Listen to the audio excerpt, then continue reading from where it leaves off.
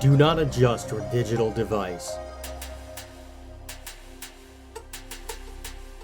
What you are about to see and hear may shock and appall you. Join our hosts as they encounter countless thrills, spills, chills, and hilarity as they explore the very weirdest in pop culture. The following media is so strange, so beyond the scope of what is normal, it will make you ask the question, why does this exist?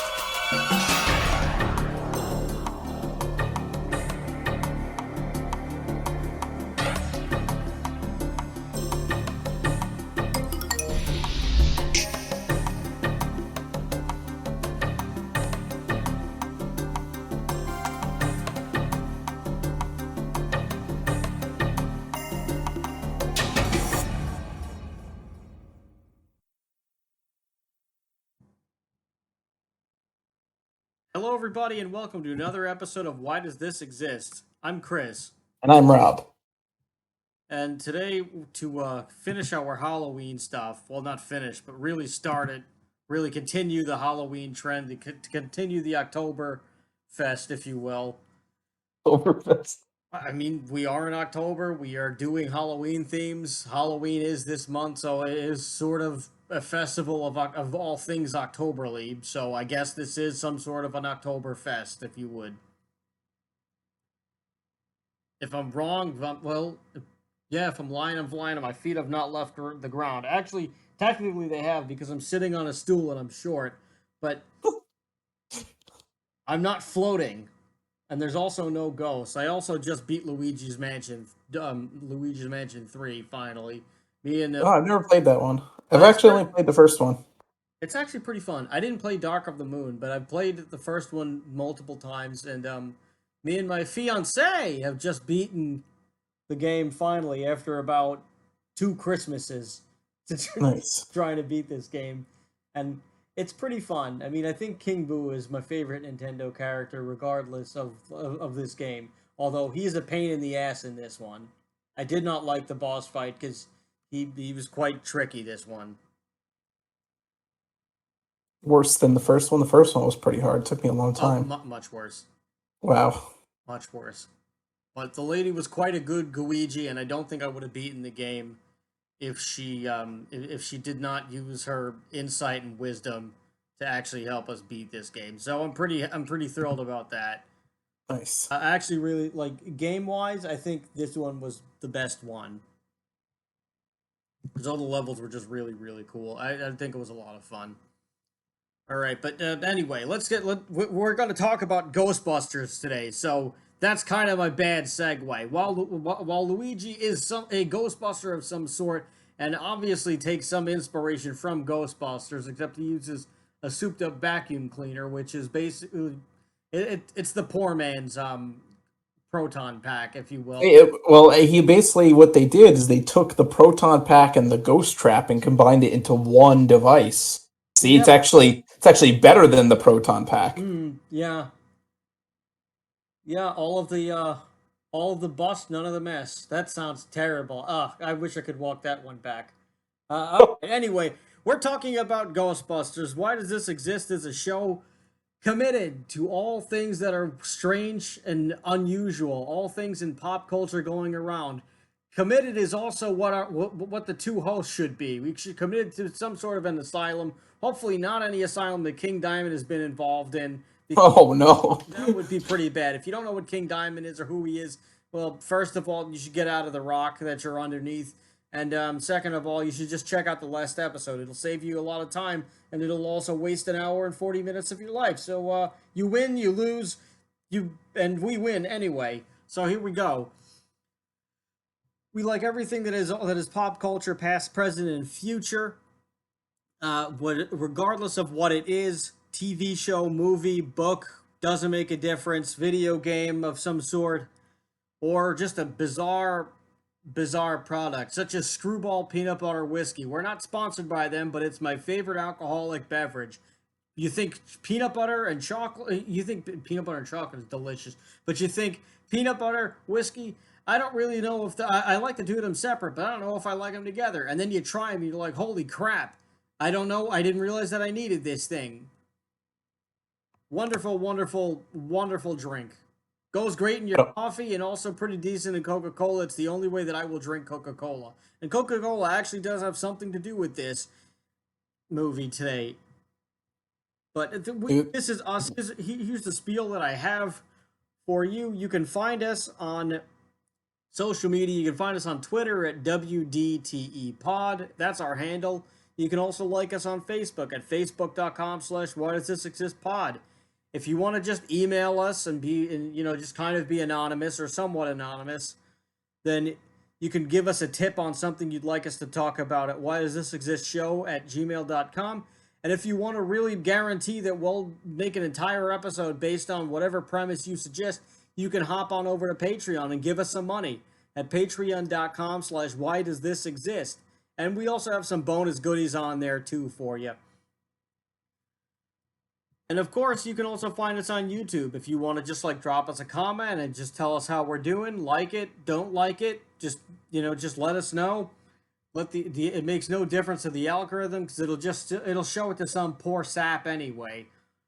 So do us a favor, help us help you, and we can always just have more content and then get the views that it deserves so that we can take over the world, or at least some tiny, tiny floating island off the coast of Bosnia somewhere that no one cares about to begin with.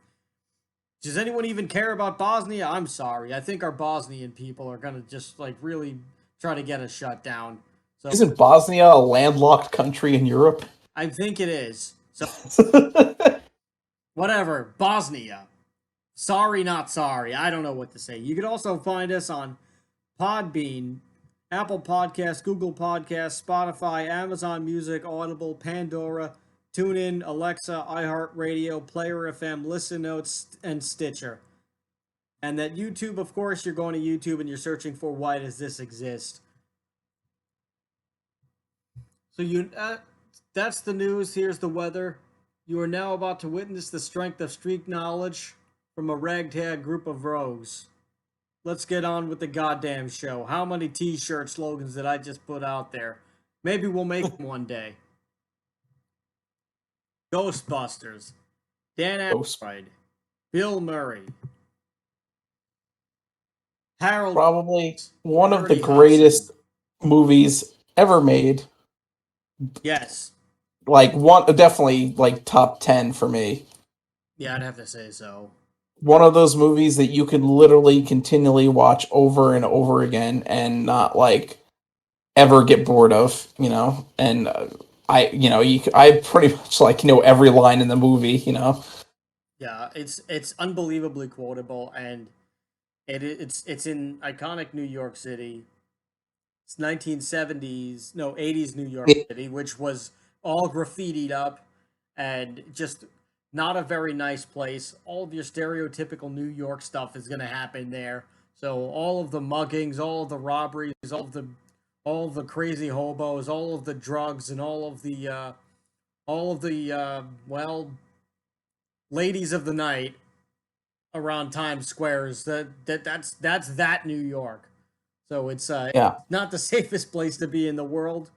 It's what your daddy tells you about at night, among other things, and it's just an iconic place. You've got so many just landmark scenery that you can get between that and Ghostbusters 2. There's just so. I mean, there is literally, you could go on a Ghostbusters tour and go through see the firehouse. You could see the Gozer building. You could see, obviously, the Museum of Modern Art, I believe, is in the second one, is where the big painting is, the bat, what's his name? Yes, it's either that or the Met, the Metropolitan Museum of Art. Yeah. Or it's probably the Met, actually, because it's supposed to be a classical painting. So Vigo, yeah. Yeah, Vigo. Big bad from that. Vigo the Carpathian. Yeah, and have you ever been by the Firehouse? I have actually not been to the Ghostbusters Firehouse. Okay. I've passed by it a couple of times. I don't know if I have any pictures on like some of my old phones, and I don't even know. And if I do, I don't even know if I still have those phones. It's still an actual working firehouse, isn't Yes, it it? is. Yeah, it's a working firehouse. They all have the Ghostbusters 2 logo, I think, on their jackets. Yeah. It's actually pretty neat. There's a couple of firehouses that have Ghostbusters patches throughout the country actually, but they're not like it's not the firehouse, Right. which is just pretty cool. And in front of the firehouse, they have the Ghostbusters 2 logo as well. Yeah. It's actually pretty damn snazzy. If I've passed through Central Park in that exact spot where the dog jumps over the bridge and then like runs Hmm. out over the gazebo and everything in the restaurant. If I've passed, Oh, it's Tavern on the Green, wasn't it? that's what it is. Yes, if I passed by Yeah. a place 100 times, I'd be very like it isn't enough. I'm sure I passed it by so many times that I can't even count. Yeah. I mean, That I iconic even knew that I was locations. going there. And then you've got you've got Union Square, you've got West Fourth Street, which is Washington Square Park. I've passed by that just about every time Hmm. I go into the city. Um, right over by Cafe Reggio, that's my favorite coffee shop, and that's actually one of the oldest. It's one of the oldest coffee houses in Manhattan, if not New Hmm. York. I love that place. You can't miss it. It's all green. I sit behind the statue of Nefertiti in the corner, and I watch people because I'm a freak.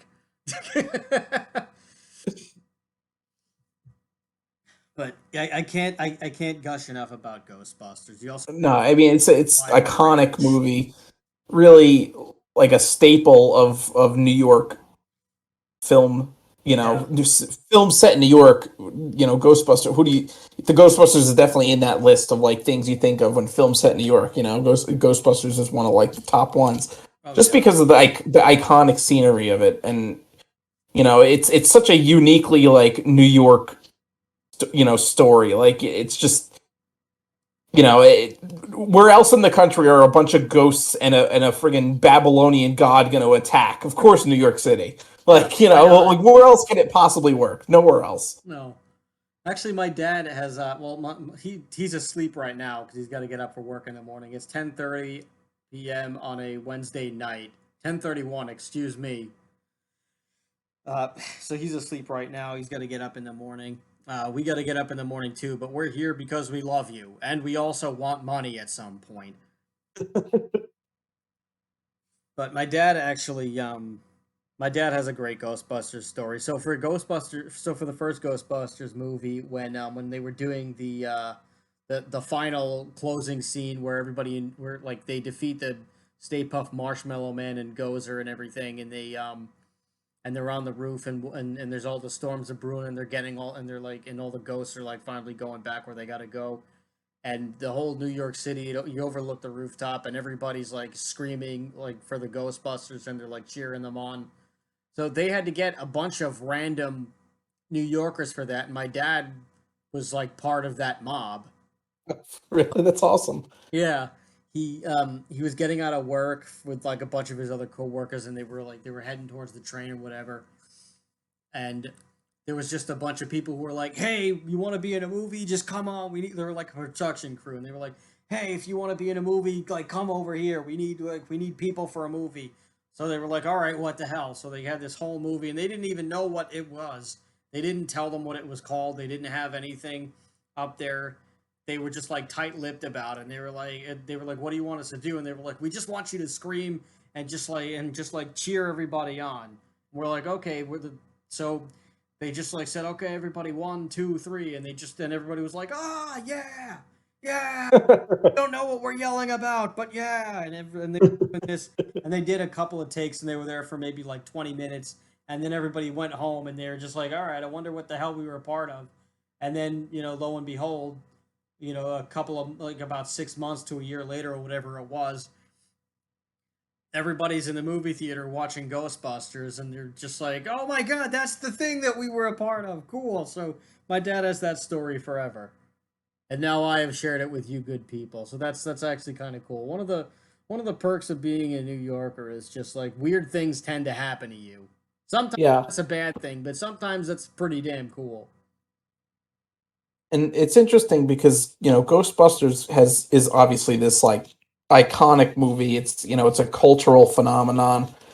It spawned like a whole franchise, sequels and video games and uh, Cartoons, cartoons, comic books, action figures. Like just it's a merchandising. franchise almost on par with like Star Wars, basically. Yes, It's really up there and almost did not exist. yes. Um, so originally Dan Aykroyd came up with the idea for Ghostbusters because he has a huge interest, and anybody who's ever like read anything about Dan Aykroyd or knows anything about Dan Aykroyd, you'll know that he is a huge like paranormal buff. He's really into UFOs. He's really into like conspiracy theories and like ghosts and all, and he has been since he was a kid. Well, it And was the family basically, business. yeah, yeah, his dad was like a paranormal investigator or something, wasn't he? Yeah. Yeah. Um, so he had a lifelong interest in this and basically wanted to he wanted to write a movie that starred him and John Belushi as basically two guys that like traveled through time and space battling like ghosts and monsters and all kinds of stuff. And then when John Belushi died, uh, like really Dan couldn't find really anyone that wanted to do the movie because they figured it would be too financially, it would be impossible to do Well, financially. they It just wasn't also going to work. he also wanted Eddie Murphy to be in that role too. Right. He always wanted to be a trio. He wanted to be himself, John Belushi, and Eddie Murphy. Right. Just writing the movie anyway, and then he was just trying to figure out like, could this even happen, or do I just have a Yeah. movie? Well, eventually, they got Harold Ramis on board, and Harold Ramis helped rewrite the script to make it a little bit more practical, Right. and they set it in New York City, so it Well, and was, they had Ivan. Well, Ivan Reitman ended up being the producer on it. And Ivan Reitman brought in Harold Ramis, who had previously worked with him on, I think, Stripes and Animal stripes. House. Yeah. I know Stripes for sure. Animal House, Ivan Reitman had produced with had also produced. He also produced um, the hell was the name? His first movie was this like low budget like D level horror movie. I think it was called like Cannibal Girls or something like that. So it was just like this low budget like schlock horror film that he's like he's not very he's he'll mention it just because it's just like a funny little pop trivia item, but he's clearly like surprised that he even had a career after that. But that's like a fun fact. But he brought in Ivan Reitman after like the success of Stripes, and like with that combination, they also wanted to bring in Bill Murray too. Which Bill Murray is just an interesting character because you never know whether or not he's actually going to do anything. Like Yeah. Murray just kind of goes wherever the wind's blowing. Um, so he like there's a like for a lot of movies, basically people will just say that he's going to be in the movie or his agent or whoever. Like even at this point, when he had just become like this major star after like Stripes and everything, um, and Caddyshack and all these other and like he was on his way to being like a household name. Hmm. They were like, oh well, who else do you get? And then like Dan Aykroyd and was like, oh well, because like he thought of his other like fellow SNL guy and his Second City guy. He was like, oh well, Bill Murray will do it. And they were like, you sure we can get Bill Murray? And he's like, yeah, he'll do it. Like which like for Bill Murray, people have just been saying that he'll do it just to get him attached to it without knowing if he'll actually do it. And Bill Murray will neither confirm nor deny until he just shows up on set. That is so Bill Murray. Yes, very much so. Actually, the Bill Murray stories documentary is pretty great. If you haven't watched it, where it's just I have not. it's exactly that. I hope it's still on Netflix because it was my go-to for a little while. Oh, it's just people telling these crazy Bill Murray stories about like this like legendary man who just randomly shows up. He has one phone in his house. He doesn't answer it, and it's impossible to actually get that number. But once you get it, you ring, and he doesn't, and like he won't answer it. Like he just has a random phone that he won't answer, and maybe he'll call you, maybe he won't, and that's the only way to get in touch with him. Otherwise, he's just roaming the earth. He's basically doing what like Samuel L. Jackson's character says he's gonna do at the end of Pulp Fiction, where he just walks, where he's just like, "I'm gonna walk the earth and fulfill my destiny," and like that's just Bill Murray. He's just doing random things. Like he shows up at random bars in Austin, and he just volunteers to just work the guy's shift so that he could go walk his dog and whatever, and he just works the whole night and just like doesn't know how to pour drinks. He doesn't know how to make the drinks that people are ordering. He's just giving them whatever like the first bottle of alcohol he sees, but nobody's gonna like correct Bill Murray because they're just like, what is he doing here? This is gonna be a great night. And Bill Murray just wants to like have a good time wherever he goes. He'll like show up and he'll just like play kickball with a group of people and then he'll leave. Yeah. Like he, Yeah, I heard he's like really cool, like in his interactions with the fans. yeah. I mean, there was like a commercial that he did maybe like 10 years ago for I don't know, like I don't even know what company it was. It was for something, and he was just randomly in the commercial, and like those people tell that story too, where they were filming a commercial.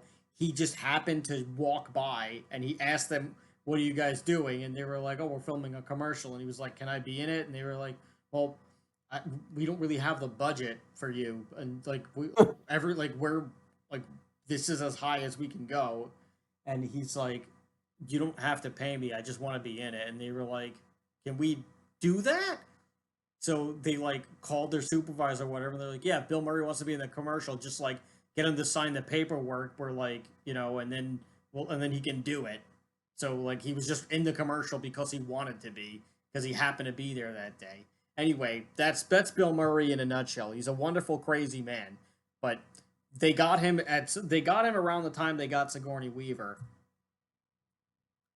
And they also wanted Eddie Murphy to be in the movie, like we said, and um, and Eddie Murphy at that point, he He was one of the biggest stars in Hollywood when this movie came out, you know. yeah, his career had just taken off to like into the stratosphere. So they were just Not to say that anybody else in the movie was like a small star at the time, but like he was really like he was probably, one of the highest paid actors at that point, yeah, you know. like he was just like I was offered the gig, but like I was already doing Beverly Hills Cop at that point, so Yeah. like I was already attached to something else, and But you know what? I mean, it worked with studio Ernie did Hudson. I it think Ernie did it Hudson did a great job as Winston Zeddemore. yes it did, and Um, also like the studio wasn't even sure if they could even afford Eddie Murphy at this point. oh yeah, I'm sure. But continue on how the story on how this movie almost never got made. So I jumped ahead a you know little bit. I'm they sorry. brought Ramis. Well, I mean, we pretty much got to the end of that story. They brought Ramis on. They rewrote the script to make it a little bit more practical. Said they set it in New York City instead of through like space and time. Um, and it basically became like this phenomenon. I think it's kind of weird how it like exploded. I'm sure they weren't expecting it to blow up like it did. I don't think so. I mean, I know the studio that like I know like Columbia, who also had done Stripes. The CEO was like he knew that Stripes was a hit because Stripes. I think the budget for Stripes was like 10 million, and they made 17. Yeah, So like the studio, like it had basically the same team together of Ivan Reitman and Harold Ramis. So the studio just yeah. and like the studio executive like knew like he knew that they were like good boys basically. So he just said how much. Yeah, and they were concerned because it was a high budget for a comedy film, because it had a lot of special effects in it. But obviously, it paid off because for the $30 million budget, it earned $282 million. So Wow. basically, tenfold made tenfold of its budget. Yeah, it was the highest grossing comedy at the time. Yes, it was the second highest grossing film of 1984. Um, Number one for 7 consecutive weeks. and I think really the only time in history that a horror comedy movie was a hit. We've had Probably. other horror comedy movies since then, and before that, probably even that weren't, they were more horror and kind of low budget, and this was more comedy with horror elements, and it really like exploded. It was a blockbuster. Um, and like I said, it launched a huge franchise, which has had there was cartoons. Every kid wanted the Ecto 1 Hmm. action figure thing. It had like or the proton pack. Every kid when you were a kid, you wanted to have a proton pack. It was I think and my friend Lewis actually still has his proton pack. it was Or he and does. the theme song, the Ghostbusters by Ray Parker Jr. also was exploded, which Oh again, yeah. a theme song of a movie, I mean, it happens sometimes where it becomes a number one hit, but this was like a real number one hit, and Yeah. so much so that it's become almost like an iconic Halloween song. Like I remember when I was a kid, my elementary school, every Halloween we had like a Halloween parade where all the kids would dress up, and basically we would march around the like schoolyard dressed Yeah. in our costumes, and they'd play music, and then all the parents would come out and take pictures and all that. And they always played Ghostbusters as Oh, part that's of like awesome. the playlist, because it became like this iconic song, associated with Halloween because of the movie. We had that too, Um, but I don't even know if we had a soundtrack. I think we might I think it might have just been a bunch of stupid kids singing like saying Halloween parade over and over. and the sequel, Ghostbusters 2, a lot of people don't like. It's not as good as the first one, but it's still I like Ghostbusters 2. I'll watch it from It's time to still time. it's still good enough. Like it's still It's decent. it's yeah, like that's what I would say. It's decent, but it's not it's not like it's not required watching. Right.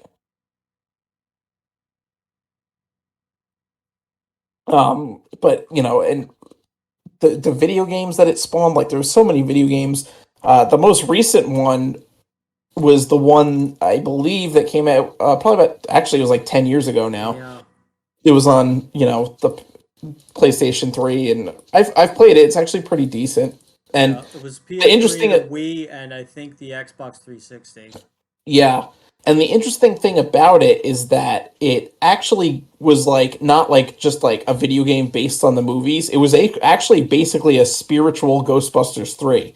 Yeah. They got the whole cast to come back and voice their characters. And it was like a new storyline of basically like they're training this new guy to be a Ghostbuster, but it's like them, and like they go and they go back and try to like there's the plot is like somehow all the old ghosts get released again, so they have to go back and try to like bring them back in, and it's an interesting plot, obviously not as good as like the movies, but like for a video game it works. And but the cool thing was that they actually got the actual cast to voice their characters, so it was like Yeah. you were playing Ghostbusters 3. Um, I and then of I haven't played that one actually. I've been meaning to for a long time, and I gotta check to see if I gotta check to see if the Switch is gonna put it back on sale again because yeah, I do want to play that. And the I got it on sale, matters the Switch version on sale. like everything in that game is just is fully destructible, and then at the end I think Mhm. you're billed for the damages too, which Yes, you are. So you actually get like penalties for the more stuff you have to actually be careful and try to actually only hit ghosts because you do get billed for damages and it which I think that's a subtracts from good your score. I think that's a good mechanic too. Yeah, yeah, it was interesting the way they did that because, like, really boils down to your Ghostbusters. They're doing a service, so like they obviously have to subtract damages if they're going to blow up a place because they're trying to provide a service for for people. So if they're blowing up, then that's they have to compensate them. Right. I mean, they're basically paranormal exterminators. Like Yes, the simplest. That's like the simplest way of explaining what the Ghostbusters are. yes, Um, but this movie. So this is kind of wild. This movie was almost. It this movie was almost doomed because of its name. Really? Yeah, there was an old movie or an old TV series when they were trying to get the name, and there was a Oh, it was a TV series. I think I know what you're yes, it talking was a about. TV series called The Ghostbusters that only ran like 3 episodes, or it was some like ill-fated TV show. Yes. The company held on to the name for whatever reason, and they were like, "Hey, can we do the ghost our movie's called Ghostbusters?" And they like sent them a cease and desist basically, and they were like, "No, we own the Ghostbusters name, and they so you have to pay up if you want to use this." And they were like, "Oh, great, that's another like thing in the like is the studio even going to want to do this?" So they were like, "Well, you're going to have to come up with another name because we don't know if the studio is actually gonna make gonna make the switch, and like we don't know if the studio is actually gonna like pay whatever demand they wanted, which whatever they wanted was absurd for the rights to use the name." Hmm. And This is actually why when the cartoon came out in the 80s, after the movie came out, they had to call the cartoon The Real Ghostbusters yeah, because people didn't, they otherwise it would have been confused with the Filmation Ghostbusters, which right, is the one that we were talking about, the one that they, original. yeah, which they actually it was like some Western people and a gorilla. It was Yeah. very stupid looking from like It was a really stupid show and it failed. yeah. So they almost so like the working title was Ghost Breakers, which not great, but not like No. the worst thing in the world. But it definitely would not have had the same level of success.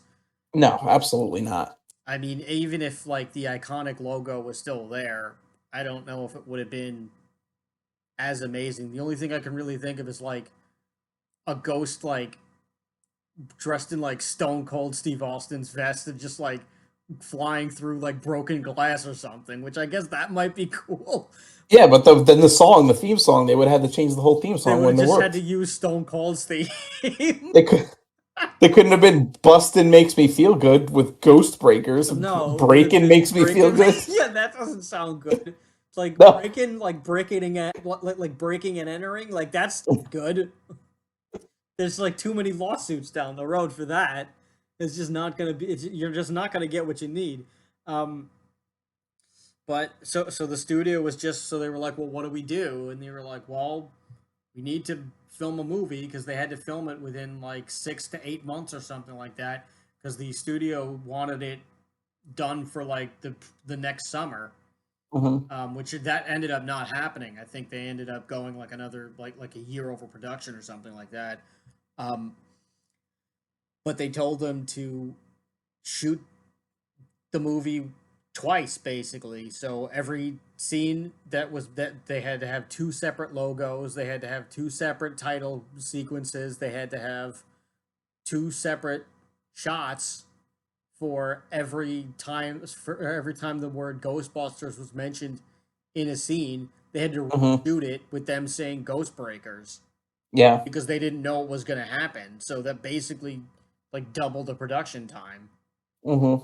Fortunately, they did end up eventually getting the rights from Filmation because the so this is crazy. So remember that CEO of the of Columbia at the time? So Yeah. he so Columbia ends up getting like acquired or it's already owned by Coca-Cola somehow, Okay. and Coca-Cola wants to come in and they're like, "Oh, well, we own a movie studio now, so instead of trying to just leave it alone and just like, yeah, we happen to own this thing and that's that."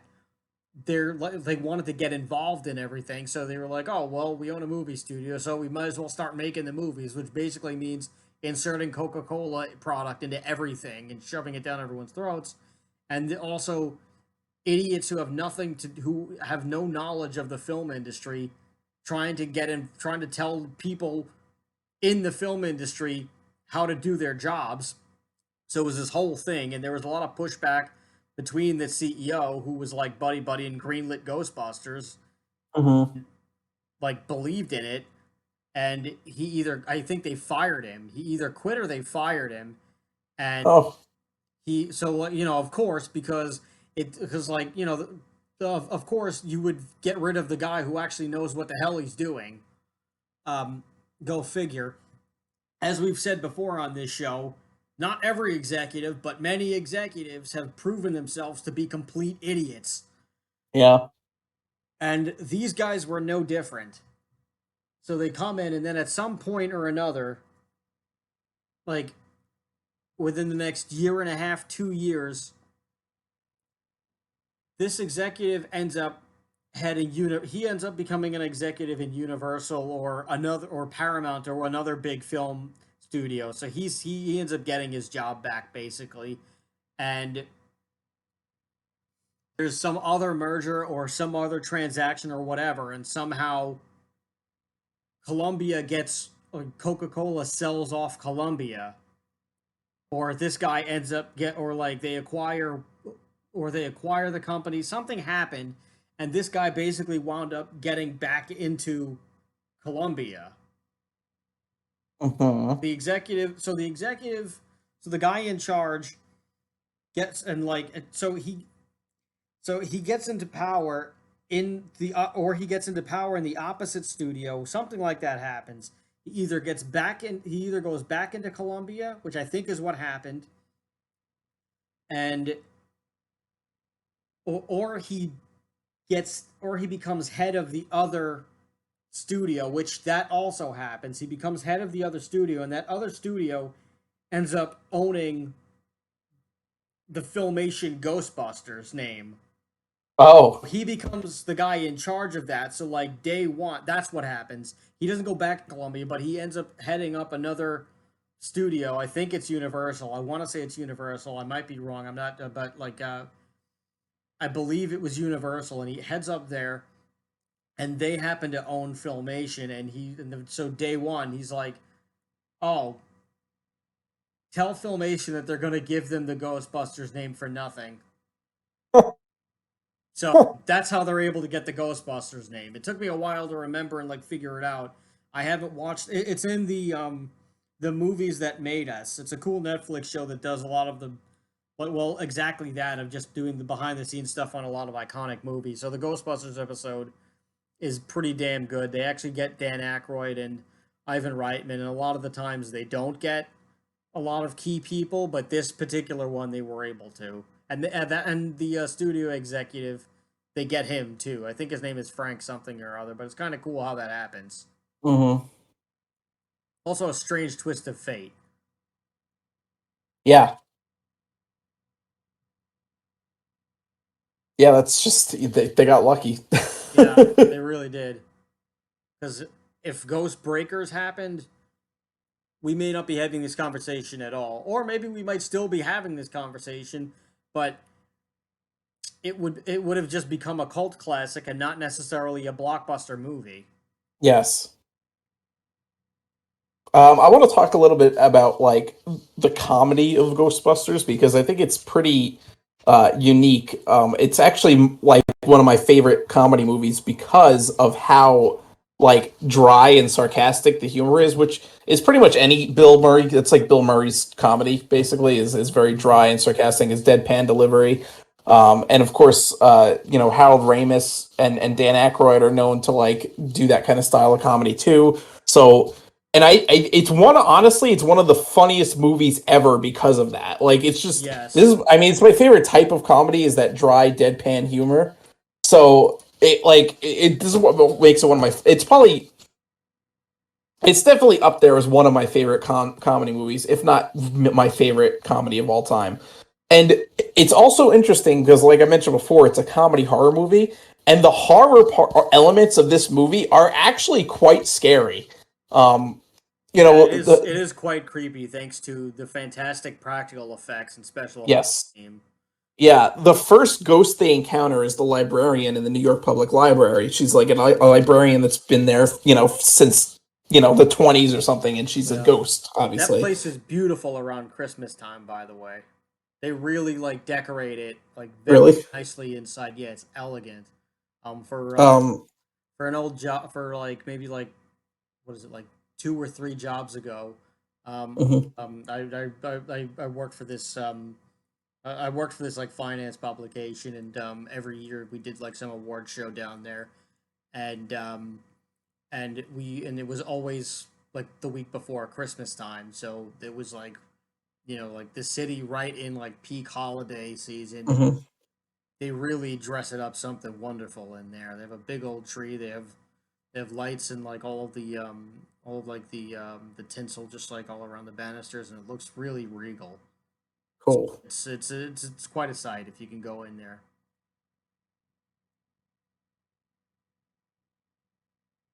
Anyway, Moving what on. was I? So yeah, the librarian is the first ghost they encounter, basically.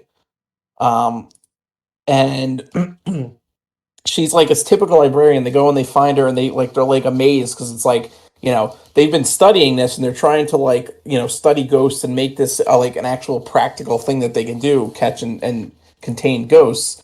And they finally find a ghost that is like manifested in front of them, and they're like they're like talking, and like she keeps like shushing them because like she's She's a a librarian. librarian. Yeah. So eventually they're like, okay, let's just grab her. And they go to try to grab her, and all of a sudden she like turns like into this monstrous, like evil looking thing and like scares them away. And they basically just run out of the library. But basically there's a lot of like scary, creepy moments like that. I mean, basically everything except Slimer, and even Slimer is like Yeah. somewhat creepy too. Yes. I think the one of the scariest things for me was when There actually used to uh be a drug dealer in my old neighborhood that looked just like Slimer. It was oh pretty my great. god. Did he He's a eat like ghost. hot dogs? Yeah, kind of. Just like shoved 18 hot dogs in his mouth at He once. he probably could. He's a ghost now, by the way. Oh, Yeah, well, he probably is Slimer. he might be. um, One of the scariest moments for me was when uh they shut down the containment grid and all the ghosts break out, and like it goes to this like wide shot of the New York City skyline, and you just see it like this like eerie light rising up out of like the where the firehouse is, and it's like all like these little like orbs and stuff going out, and it's like it's like the ghosts escaping basically and going back out into the city to cause havoc, and it's just like the creepiest image of like, and like the music and stuff like that. It's just all it's got a nice level of creepiness to it, Yeah, and it it's very really well it done. counterbalances the comedy very well. It's like having something sweet and savory at the same time, like salted caramel. It just Yeah. works. Or even the I mean, well, my favorite ghost that escapes is the cab driver. Oh yeah, the cab driver. Like that always like kind of like jostled me a little bit. I always liked Yeah, the scene. I mean, also it's just like funny, um, in its own way, and even I mean I know now with the CGI and all the practical effects that we've had and all the advances in just in like cinema in like film equipment, um, like we can obviously see a little bit. We can kind of see like we can kind of get it's kind of exposed a little bit when the dogs transform into the Gozer things. mhm. Um, but even that looks cool, Yes, and like the dog itself does look real because it again, like we've said with it's practical effects, yeah, it's it is fucking real. creepy. They physically made this, and Yes, poor old Rick Moranis, who if we left him out of this, that would be a shame. Is just hilarious in that movie, just kind of being like the yes, bumbling idiot, yeah. who's just who's just kind of lonely. Um, And it's funny because they have these like these moments. They go from like holy shit, this is the scariest thing I've ever seen to like holy shit, this is the funniest thing I've ever seen. Like right. from one scene to the other. Like there's like the scene where Dana opens up her refrigerator and she sees like the Gozer building, like the Temple of Gozer, and then the friggin' like dog is like zoo, and it's like the Yeah. creepiest friggin' shit ever. And then you go to like friggin' Rick Moranis who's getting chased down by the dog. He's like bumbling around and tripping and like. He's like, oh, maybe I got a milk bone. Like, it's just so stupid. It's like the perfect like combination. It just works. Yeah, well, also, I want to say the other thing, and this goes back to what we were saying before, between the type of humor like between the deadpan style Hmm. and like just like the eerie grittiness of the horror, Hmm. perfect. It all of it is perfect in New York. Like it makes perfect sense for this type of humor and this type of like horror to be happening in New York. And for even like and even though it's like kind of twisted, it is Hmm. funny in its own way because New York is just kind of like that. Like even the weird stuff in New York, and you will see a lot of weird stuff. Yeah. It's kind of funny in its own way when you think about it. Like even some of like the craziest things that you'll see, it might freak you out a little bit the first time you see it, but like when you're like okay, like hours later, and you think back to it, you kind of chuckle because you're just like that was just so Yeah. crazy. Like, but you're laughing at the same time because you just can't believe how like wacky it was. Um, Yeah. I probably have a million stories, but I can't think of one in particular. But I Well, mean, I think the perfect example is that they actually do it in the movie. It's like yeah. when after Rick Moranis' character gets possessed by the dog, which is he becomes Vince Glortho, the Keymaster, Mm-hmm. and he's running through Central Park, and he stumbles across a horse-drawn carriage, and he starts talking to the horse, and the guy in the carriage is like, hey buddy, he pulls the carriage, I make the deals. And Vince Clortho kind of turns around and his eyes like glow red and he has like this demon growl. And then he goes to talk to the horse again, then he runs away and he's like, you'll perish in flame, and like he's like ranting. And the carriage guy's just like, what an asshole. Yeah, like It's like perfect New York right there. It's yes, like exactly what would happen. it encapsulates the exact spirit of New York, no pun intended. Yes. Like that's exactly what you'll see because like Yeah. we've seen so much crap that nothing surprises us, and we just kind of don't think anything of it, even if it is Hmm. very strange. We're just like, what an idiot, and that's just Yeah. about it. Like this, they would not be wrong, and it was the perfect place to do all of it. Yes. Yeah, it would not have worked in any other city. Um and that's just a fact. Like it's Yeah, like is the quintessential New York movie. Um Now I think we can't mention the good without of course mentioning the bad. there's Um bad. oh, there's bad. No, I was hoping we would I was hoping we wouldn't talk about it. Well, I, let's just do a mention of it. So, it's related to what we're on my point about the dry comedy of Ghostbusters Yes. 1. So, as everybody knows, there was a remake in 2016.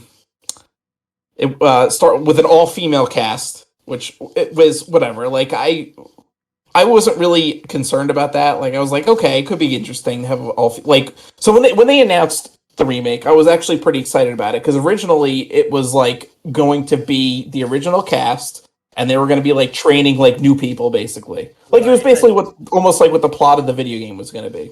Right, which It was which this idea kind of became the video game. I think there were right. I think the big issue was Bill Murray because him and Dan Aykroyd had like a falling out at some point. Yeah, and Harold Ramis too. Apparently, like they Oh, all okay. the three of them had like a falling out, and I think they kind of reconciled a little bit. But then Harold Ramis was sick, and they really couldn't do it, and then he passed away, unfortunately. Hmm. So when they announced the remake, I was excited about it, and then like when they said, "Okay, it's gonna be an all female cast," I was like, "Oh, okay." I mean, it could be still good, like Yeah, I whatever. figured. Yeah, I figured. I didn't care. I was like, all right, Yeah, as long as the plot is the same, I don't care. right. Sure, it'll be. That's what I was like, okay, it doesn't matter who plays them as long as it's like the comedy is the same. It's that dry, deadpan Yeah, humor. The scares are still, and obviously there was going to be CGI. Like that's just a fact of the movies yeah, nowadays. They don't really have practical effects. So I was like, I wasn't excited about that, but I was like, whatever, I'll deal with it if it's another yeah. Ghostbuster movie. I figured. Well, whatever. It doesn't make a difference who's in. Yeah, It doesn't matter who's in the suit as long as it's written well. yeah. And then the trailer came out, Uh-huh. and I was like, when I watched the trailer and my stomach literally dropped. I was like, oh no. Yeah. I was like, I was so disgusted. I was like, they basically just took it and put a bunch of friggin' stupid toilet humor in it, and like all like the women are like just screaming and yelling and not actually like making joke. It was just so bad. It was like I was like I can't. And again, the trailer, because every modern trailer now you can pretty much watch the whole movie just by watching the trailer, because Yeah, they hit like basically. every big pop plot point and every like major like scene, and then okay, that's the trailer. So Yeah, and there's no spoilers in there. Like no, if there was gonna be like any surprise, it's just not there. Like for Batman v Superman, for example, like showing who the hell was the bad guy? It wasn't Dark. Dark Side, wasn't it? No, it was Or no, it was Doomsday. Doomsday. Yeah, Yeah, they showed Doomsday at the end of the trailer, and I was like, I thought, yeah. There's no surprise anymore. It's yeah, just oh I was like, there's either gonna be a bigger surprise or this is it, and they ruined it. So like now I don't even know why I have to even go to the movies and pay money to see this. I already know yeah, what happens. Like Doomsday's not going to win because now they have to do the Justice League movie. So like, right. what's the point? Which I don't understand why they did that either. They could have had a separate Doomsday movie. Like I don't know why they had to like just I Batman v Superman. I think it was like the problem was they were trying to play catch up with Marvel Studios, Yeah, that's and they were trying to shoehorn every possible thing they could into that movie. So they got Wonder exactly. Woman. They friggin' Batman versus Superman. Doomsday, throw him in there. Like it was just everything they could possibly do. Yeah, it was just too much. Anyway, Yeah. back to the Oh, so yeah, the shitty Ghostbusters. So yeah, yeah so I the watched the trailer the not and real Ghostbusters, if you will, yeah, real Ghostbusters. um, I immediately was like, I'm not watching this movie. Like, I will not pay money to see this movie. They've completely fucked it up. And And then the thing that really pissed me off about it is that, here's I'm sorry, you keep going. well, the thing that pissed me off about it is that all these reviews came out saying how like it was not that good of a movie. Like everyone was like, it's not good. Like it's not. And then immediately they started like accusing people of sexism. It's like, oh, you only don't like it because it's an all female cast, and like Right, a which lot had of like nothing to do with popular, it.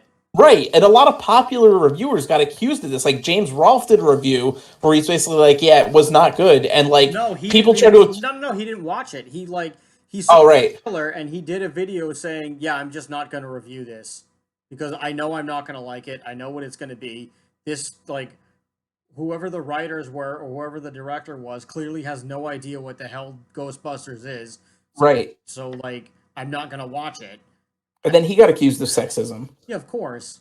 Like for whatever reason, there was like some like giant feminist backlash that where it like made zero sense because of course they weren't listening. People weren't saying I don't like this movie because women are in it. They were saying I don't like the movie because it's It's a good movie. right. It's poorly written. The jokes are bad, and the friggin' effects look stupid, and it was just like literally just a CGI fest. Right, like it was Ghostbusters in name only, basically. Yes, yeah.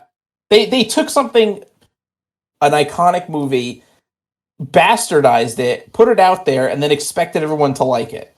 Right, and And it's like, unfortunately, it did make a little bit of money, so it is technically a hit. But I guess technically. like any sequel idea was like not gonna happen immediately. Well, it was, but now we have Ghostbusters Afterlife, which I believe has actually finished filming. Yes, that's coming It's out in November 19th, so just before Thanksgiving yes. come out. So I'm Um, excited for that. This I am looks pretty excited. I'm like a hopeful true for it. sequel. It looks like a true Yes. sequel. I don't know how many of the original Ghostbusters are actually going to be.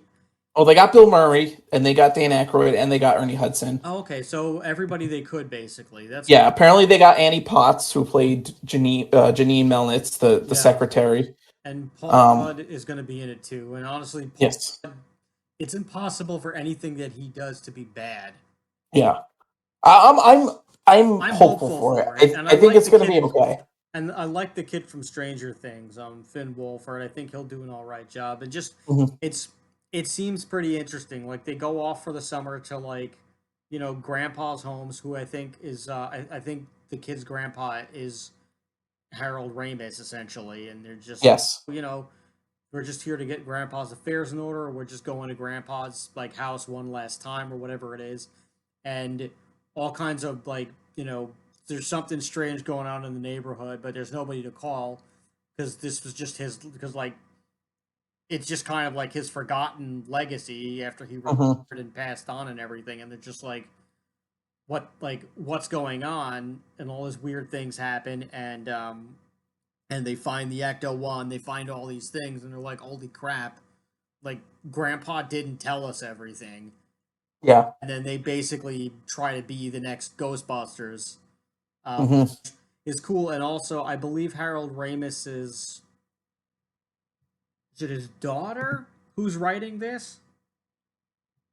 Um, I think it's his daughter, but it could be his son or it could be both of his kids. I don't actually know how many children he had, but I know I'm not sure either. descendants are attached to it. Yes, and Dan Aykroyd also, and Jason Reitman, Yeah. who's the son of Oh, Ivan that's what it Reitman. is. So. Ivan Reisman's kids attached to it, and Yes, I think I'm pretty. and Ivan Reitman, I think, is producing or something. He's involved somehow as well. Yeah. You mean some like one of the Ramis kids? I think they're involved in it too. Yeah. Let me So I see. mean, it looks like it's going to be actually good. It looks like they're really going to try to pay homage to the original movie, and like it's really going to be like kind of like a love letter to the fans, or like an I'm sorry for that abysmal one. You Yeah. know. So I'm looking forward to it. I think it'll be good. Hopeful. I'm hoping it'll be good. Um. Yeah. I mean, so far it looks pretty damn good. I mean, the only other thing that I was going to say before about you know the ghost that shall not be busted was I was hopeful for the movie too, and I figured, oh, okay, like how I had said, oh, I think like regardless of like who stars in the movie, this should be great as long as they have the best writer, as long as they have like great writers and like great directors. And then when I saw who the director was, it was Paul Feig, who directed Bridesmaids, and I saw Bridesmaids. I thought Bridesmaids was pretty damn funny on its own. Mhm. It was like, is he gonna? But I was like, this doesn't seem like a natural fit for this because like he's only made like movies that were at least similar to Bridesmaids. So I was like, Right. is he gonna like bring in his people? He probably will. Are they gonna write the same type of movie for this? I hope not. And unfortunately, they did. So like the second that I found out who was directing it, I was like, oh, this might not be good. And of course, it was not. I feel like I feel like all the women involved actually got like an unfair shake at this, and I'm sure if they like decided to redo it and they got a proper writer and director, if they got the right fit for it, I'm sure the movie would have been fine. But Yeah. it all comes with these things. It doesn't come down to sometimes it does come down to casting, but more often than not, it always comes down to the writer and the director. Yeah. But that's I've said my piece there. I think Ghostbusters Afterlife is going to be really really great, and I'm actually very excited for it. Yeah. I'm really hoping it's good. I'm excited for it as well. Um. I that's all I could really say. I just hope that it's good. Yeah, I mean, I think it's going to be. I think that the fact that they got the original cast, at least the ones that are alive, obviously, because we lost Harold Ramis a few years ago. But you have Bill Murray, you have Ernie Hudson, you have Dan Aykroyd. So I think it's going to be good. I heard there was a rumor that Rick Moranis was actually going to come out of retirement to be in this, but I'm not 100% sure if that's going to happen or not. that would be great. I mean, I would be very surprised if he did, Yeah, but that would be pretty damn cool. yeah. But yeah, I'm hopeful for it. I am too. It, And hopefully maybe it'll spawn like a whole new Ghostbusters. Like a whole a new like interest in Ghostbusters, and we'll get more video games and TV shows and all that kind of stuff. I think I really hope so. Ghostbusters could lend itself to a live action Netflix series. I think it would work. Oh yeah, I could see that happening. I honestly, I want to see I want to see the toys. I want to see what the toys are going to be Yes.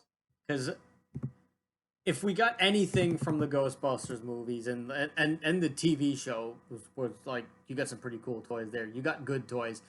Not the Ghostbusters game for what was it? Nintendo or Super Nintendo? That's not very good. Where it says No. at the end, it's just like you go through all this like Oh hell. yeah, it was the original Nintendo.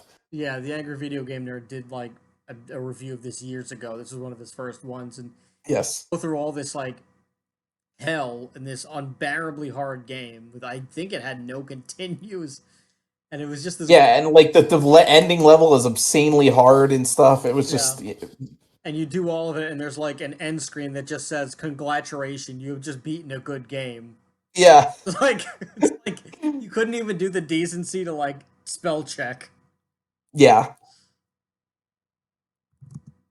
I remember just a little it just came into my mind. We were talking about before Ghostbusters being like the iconic kind of Halloween thing.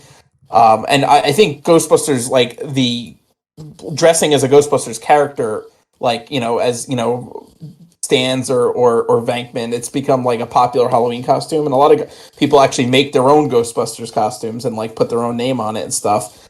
I remember when I was in college, I was around Halloween time. There was actually a dude that had the full on, and he built his own proton pack. It was like a custom proton pack that he made, Oh so it wow, looked realistic. It wasn't like the toy one that was like plastic. Like he actually made it out of like metal and pipes and stuff. It was pretty badass. that's awesome. And he was just walking around college dressed as a Ghostbuster.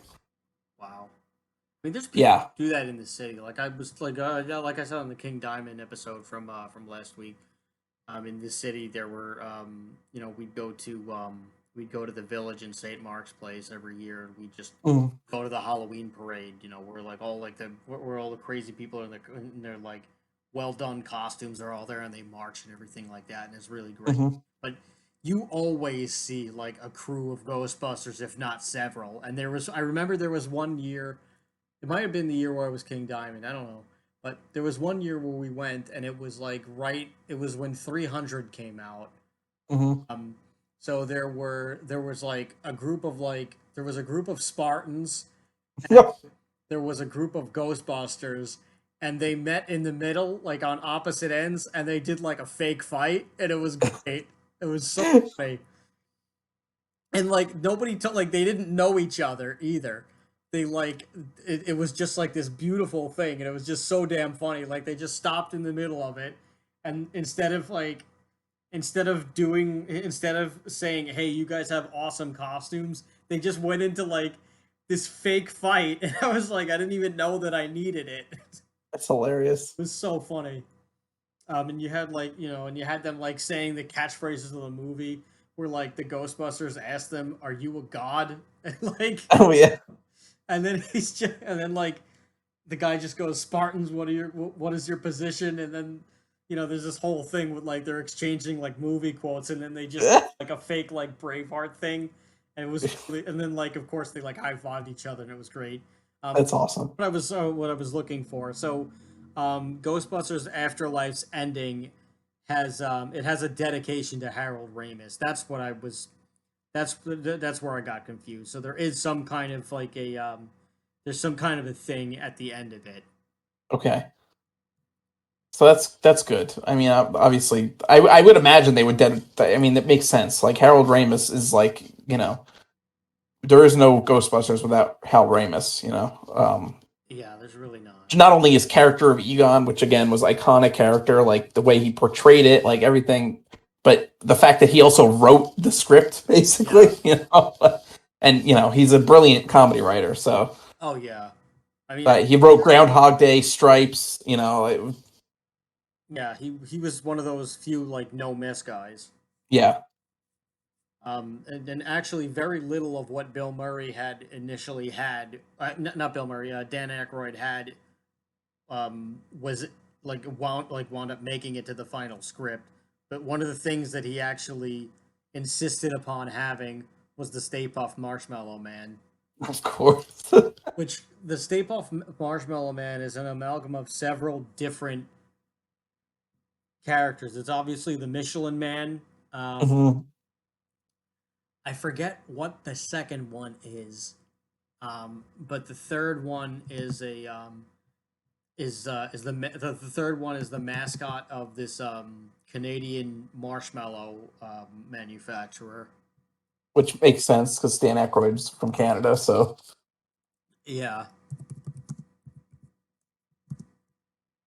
which is just really hilarious. And I think Ivan Reitman didn't really get it, so he initially wanted to take it out, but like Dan Aykroyd like fought for it, and then the concept artist just like showed him like the idea, and he just like bowled over laughing when they showed him, and he again, yeah. Well, I guess how could you possibly like? yeah It couldn't have worked with anything else but the Stay Puft Marshmallow Man.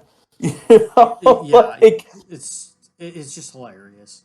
and Dan Aykroyd's reaction when they look over the side of the building and here comes the Stay Puft Marshmallow. So for those who haven't seen Ghostbusters, first of all, you should be friggin' watching it. I don't know how you've never seen Ghostbusters, You but need to watch this year if you watch yes, it ever in your life. You need to watch this is it and right this is going now. to be a spoiler alert because Just turn off the podcast. Just stop listening.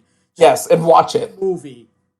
This is going to be a spoiler alert, even though if you haven't seen Ghostbusters by now, slap yourself in the face and watch it because you Do should. yourself a favor, you goddamn son of a bitch. But anyway, so they're in this climactic final battle with this demigod Gozer or god, I don't know. It's just this insanely powerful entity, Gozer. And basically, when Gozer comes around Oh, every the so Pillsbury often, Doughboy. That's the other thing. How could I okay, miss that out? when Gozer comes around, basically the people that summon Gozer or there when Gozer is summoned have to basically choose the form of the thing that's going to kill them. That's just like Gozer's shtick. So whenever there's an apocalypse, because Gozer's here, the people choose who is going to kill them.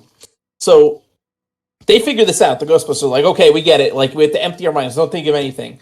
All of a sudden, they hear this rumbling. They turn around, and here comes the Stay Puft Marshmallow Man walking down the street. And they're like, what happened? Like, who thought of something? Did you think of something? Did you? And then they realize that Dan Aykroyd's character, Dr. Ray Stantz, is the one who thought of it. And he's like, I was just trying to think of the most harmless thing ever that could never hurt us. It was from, the Stay Puft Marshmallow. We used to roast marshmallows when he was like a Boy Scout or something like that. And so this giant marshmallow man is coming to kill them. And it's just the most like absurd situation ever, but it's hilarious. And it's like also like terrifying because it's literally a Yeah. giant marshmallow man who's stepping on taxi cabs and he's scary looking. It is scary looking, even though it's kind of stupid and goofy looking at the same time. I wonder how many New Yorkers died by Mr. Stay Puft's hand that day. Well, I mean, could he really crush something? Like, if he stepped on you, wouldn't you just like get absorbed into his marshmallow? Yeah, It's but like there's no, soft, but so there's no air. You'd suffocate eventually. I And guess, or well, you could just eat your way out of it. I feel like the I Stay Puft mean, Marshmallow Man would you really be an could. easy villain because literally just like have a bunch of people jump on him and just start eating him. I mean, potentially, but also like you don't know how much. You don't know how much stickier the marshmallows become when he grows in size because all that It's true. expands and everything else and all the other compounds expand. So you might actually just get stuck there. I don't know if I always, they figure I always wanted like in the end when they finally defeat Gozer and the Stay Puft Marshmallow Man explodes, yeah, and and then like everybody everyone just gets gets covered with marshmallow all over marshmallow. there. I always was like, I wish I was there because I just want to like drink the marshmallow Oh yeah, sauce. I I was bet like, you oh it's my, amazing. yeah. I'm sure it wasn't really marshmallow. It was probably like soap or something like that. Yeah, it But was probably just it fun. just it looked delicious. Oh yeah.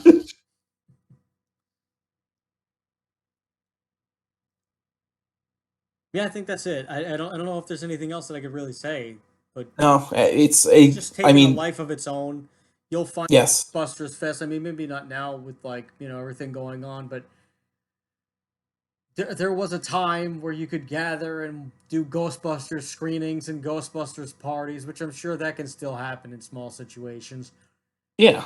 Ghostbusters movie festivals. I'm sure there could be a Ghostbusters Day parade somewhere. I'm sure you could find a screening somewhere. Um, I mean, I know they do like Blobfest, which is like this thing in Pennsylvania every year that's like a big dedication of the Blob movie Yeah. in the iconic movie theater too that you watch it in, and you like run out and replicate the end scene, which I've always wanted to go to ever since I found out about it. Hmm. But it's Ghostbusters is Ghostbusters, and there's not a whole lot that you could really say about that. It lives on it like Ghostbusters has truly stood this test of its time, and Afterlife couldn't have been a more appropriate title, assuming that the movie is good, Yeah. because it will live on forever. Yes.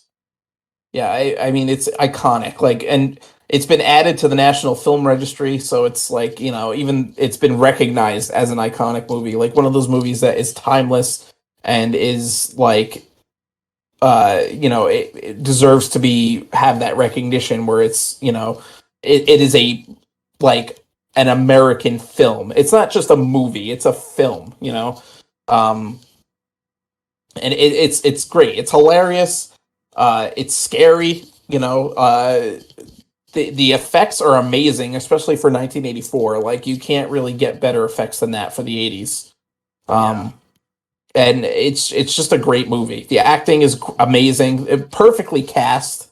Yes. Every Also, person in it is just amazing. Like, you really feel connection. Like, Ernie Hudson, like, it's just a great character.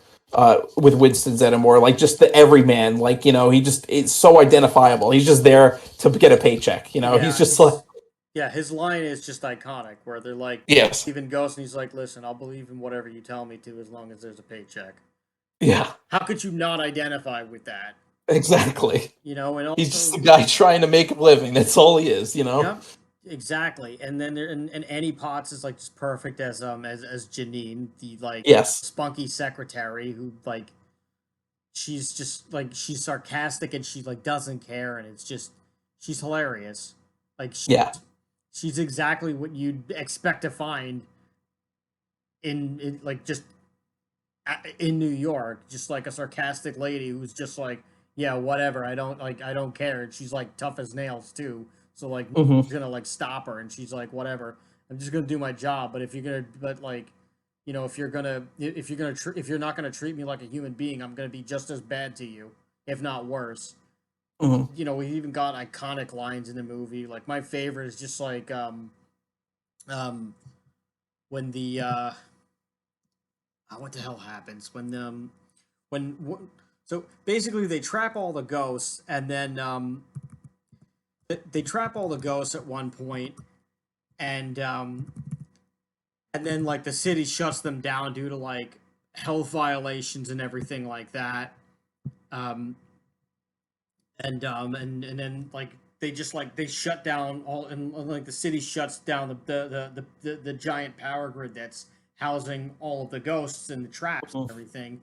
And um and of course, like, this smarmy idiot who's like, it's just like, oh well, we're gonna shut you down. He's like part of like Congress or like City Hall or something like that, and they're like, He's the EPA. I think he's yeah, part of the EPA. oh, that's what it is. Yeah, he's part of the EPA, and he's like some schmuck who like thinks he knows it all. And He played by William Atherton, who, by the way, great character actor who plays like asshole characters and has actually literally been attacked by people because they oh think my he's god. apparently he's like a sweetheart in real life, but he like people actually attacked him because of the characters he Wow, plays. what a great heel. Just keeping Right. he really kept kayfabe like that.